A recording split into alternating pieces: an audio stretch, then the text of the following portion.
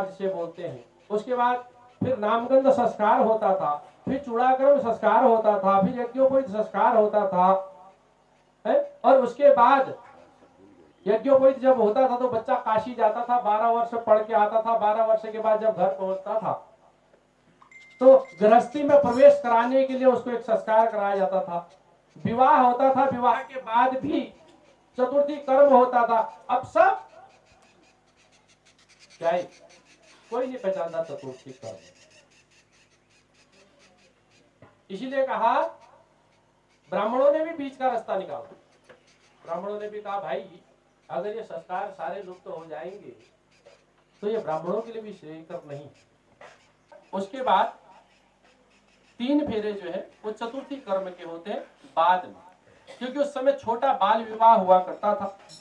छोटा विवाह होता है, विवाह के बाद दुल्हन को तुरंत ससुराल नहीं भेजा जाता। जब थोड़ी उसको अकल आ जाती थी तब वह ससुराल जाती, तो उस समय फिर वह संस्कार किया जाता।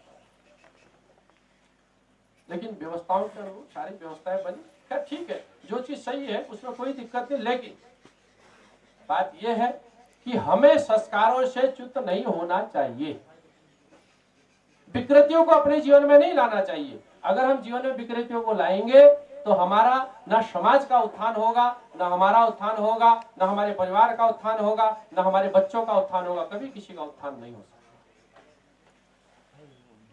एक दूसरे से मिलजुल के रहने का भाव होना चाहिए, क्योंकि इस संसार में जो जन्म लेता है वह एक दिन इस संसार को छोड़ के जरूर जाता है। अगर नहीं जाने वाला होता तो परमात्मा स्वयं जो सब कुछ करने में समर्थ है, यहाँ अवतार लेकर के आए तो एक दिन स्वधाम गमन उन्होंने भी किया।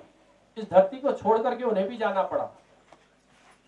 इतना ही है कि महापुरुषों की देह नहीं मिलती, हमारी तुम्हारी देह पड़ी रहती। अब नंद बाबा अंदर से आए, इतने खुश, दोनों हाथों से लुटाने लगे।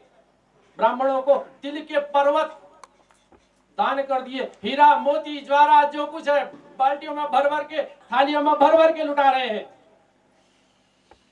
और भगवान शंकर जो है वो बड़ा प्रेमी है नारायण के, क्योंकि शिव और हरि में भेद नहीं है। जो शिव और हरि में भेद करता है उस पर कभी भगवान प्रसन्न नहीं।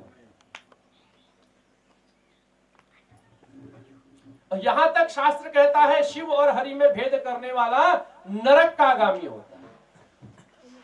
और भगवान शंकर तो मौका देखते, और बड़े मौके देखे हैं भगवान शंकर ने। जब कन्हैया रास रचाने लगे ना गोपियों के साथ, आनंद में आ गए। और निरंजन जैसी का मैया बाहर को आई, देखा भगवान शंकर जोगी को देख करके लगाया हुआ जोगी होता तो एक बात ये भस्म लपेटा होगा, कहीं लल्ला को डर लग गया, सलल हो गया तो कहीं शाम को राई आई मंत्रनी पड़ेगी, मुश्किल हो जाएगी। हाँ बाबा बताओ क्या चाहिए? कुछ नहीं चाहिए भाई, तेरे लाला के दर्शन कर रहे वो मैं तुम्हें अखाड़ा जमा करके बैठ भजन करने के। और इधर उत्सव हुआ, जो राजा होता है ना उसको कर दिया जाता है, टैक्स दिया है। अब राजा है कंस। नंद बाबा ने कहा ग्वाल वालों से, वसुदेव जी ने कहा नंद बाबा आप आए भैया, और अब आपने कर भी दे दिया है, मुलाकात भी होगी, हमारी बातचीत भी होगी, इसलिए अब आपको विलंब नहीं करना चाहिए। क्योंकि मुझे ऐसा लगता है कि गोकुल में विपत्ति आने वाली है। जानते थे, क्योंकि कंस ये जान चुका था कि मेरे को मारने वाला प्रकट हो चुका है, जन्म ले चुका है। अब उसने वहां जब योगमाया आकाश में चल करके कह करके गई, तुरंत उसने मीटिंग बैठा दी, अपने जितने थे मंत्रीगण सब बुला दिए। जो जैसा राजा वैसी उसके मंत्री, वैसी उसकी प्रजा भी। अब मंत्री राजा से और दोगुने होशियार, और मंत्री तो सलाहकार होते हैं और इतने बुद्धिजीवी। बोले महाराज आप चिंता क्यों करते हैं, पूतना को बुलाते हैं, वो जाकर के आपका काम हल कर जाएगी। अभी अभी जन्मा है, 4-5-6 दिन का लाला है, और जितने नए नए बच्चे जन्मे हुए हैं वह उन सबको माराएगी। और जब सब मर जाएंगे तो उन्हीं में तुम्हारा भी काल होगा, वो भी मर जाएगा। इसलिए चिंता क्यों करते हो? ये करके उसने अपनी मीटिंग बनाई और उसने पूतना को वहां भेज दिया। यहाँ वसुदेव जी जान गए, क्योंकि वसुदेव जी सत्य के पिता,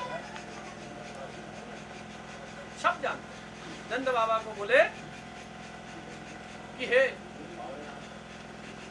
भ्राता, अब तुम जाओ और जा करके विलंब न करो, मुझे ऐसा लगता है कि गोकुल में कोई संकट आने वाला है। इधर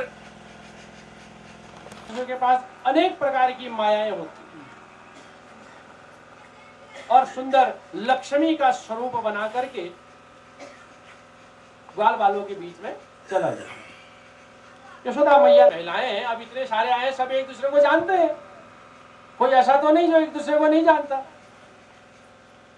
चाहे करीब से नहीं जानता होगा, दूर से तब भी जानता होगा, या फलाने बाहर से तब पछाड़ अंदर नहीं नहीं नहीं होलिया पूर्वी बिहार भाई मिल नहीं रहे सब का, लेकिन फलाने बाहर से तो तुम पछाड़ नहीं रहे। अब यशोदा मैया ने सोचा महाराज कि ये नहीं नहीं आज गोपी कौन दिखाई दे रही है, इससे पहले तो कभी देखा नहीं। पूछा सखी तुम कौन हो? यशोदा मैया से बोली तुम जानती नहीं मुझे, यही तो रहती हूँ मैं, लाला के दर्शन करने के लिए आई हुई हूँ।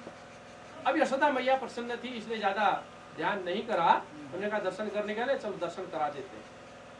लाला के पास ले गई और जैसी लाला के पास पहुंची, लाला की ओर देख रही थी, लाला ने आंखें कर दी बंद, देखा ही नहीं। और जो ही जब लाला ने आंखें बंद करी तो यहां पर भागवत में प्रसंग आता है कि कन्हैया ने उस पूतना को देख करके अपनी आंखें बंद कर दी। जो रसिक लोग होते हैं ना, जो मेरा भी अभी 4 महीने पहले एक लल्ला हुआ है, इसलिए मेरी इच्छा हो रही है कि तेरे लाला को थोड़ी दुग्धपान करा दो, क्या मैं करा सकती हूँ? मैया यशोदा बोली सखी ये लाला तेरा या मेरा, बात तो एक ही है, पिला दे। तो पूतना ने भगवान को अपनी गोद में पकड़ा और अपना स्तनपान कराना प्रारंभ कर दिया। और जो ही भगवान ने स्तनपान करना प्रारंभ किया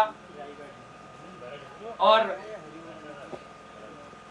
उस दूध के साथ साथ भगवान ने उसके प्राणों को भी खींचना प्रारंभ कर दिया। और जब खींचना प्रारंभ किया तो पूतना बिलकने लगी, जब प्राण खींचने लगी अंतर से, तो मुंच मुंच कहने लगी, अर्थात मुझे छोड़, मुझे मुक्त कर। भगवान ने कहा मनी मन मुस्कुरा करके, मैं पहले किसी को पकड़ता नहीं और जब पकड़ लेता हूं तो फिर छोड़ता नहीं। अगर तुझे मुझसे छूटना था तो मेरे पास आई क्यों भाई? और भगवान ने छोड़ा नहीं। पूतना जब अपने को छुड़ाने के लिए नंद बाबा के भवन से बाहर निकली और बाहर निकल करके जब अत्यंत पीड़ा हुई तो अपने स्वरूप में एक विकराल शरीर, लेकिन भगवान दूध पीते गए और जैसे उसके प्राण खींचे और वो धड़ाम करके पूरे गोकुल में गिरी।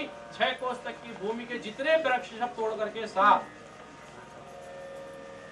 और कन्हैया सुंदर इस तरह में बैठ करके शरीर की जो चिता की जो धुआं था, उस चिता के धुएं से चंदन की खुशबू आने लगी।